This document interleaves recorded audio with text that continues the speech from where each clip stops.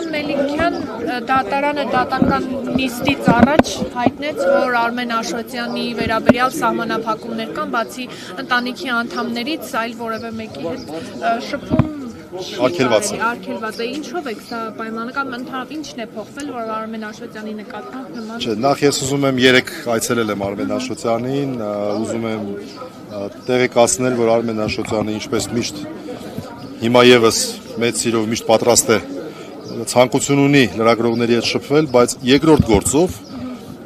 սահմանափակումները վերաբերում են ըստ էության նաեւ առաջի գործի ժամանակ նրա վարքագծին։ Մենք հիշում ենք, որ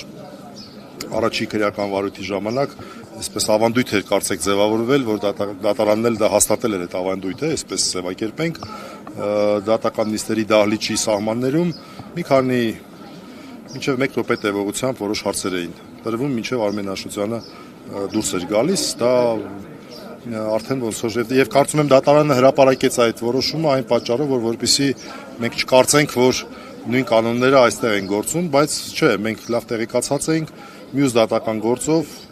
ցավոք սրտի մենք ունենք շատ խիստ սահմանափակում բացառությամբ պաշտպանների եւ ընտանիքի անդամների։ Սա է, այսինքն այս վարքագիծը, որ մենք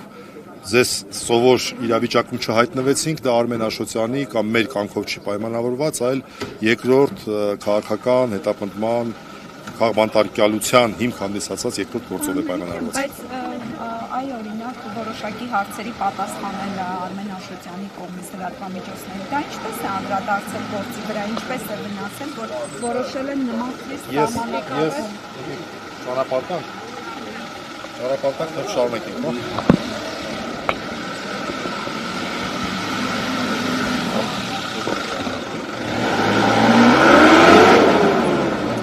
Հիմա այնպիսի տպավորություն է, որ ես պետք է պաշտպանեմ մի որոշում, որը մենք բողոքարկում ենք։ Ես բնականաբար այդ որոշման հետ համաձայն չեմ։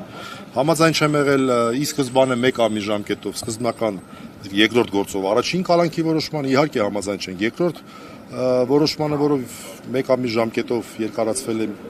2 ամիս էր միջնորդությունը, բայց ելի երկրորդ անգամ արդեն դատարանը մասնակի է բավարարում, սա արդեն մտածելու տեղ է տալի։ Այս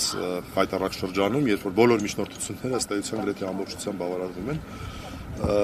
եւ մենք բնականաբար դրա հետ համաձայն չենք,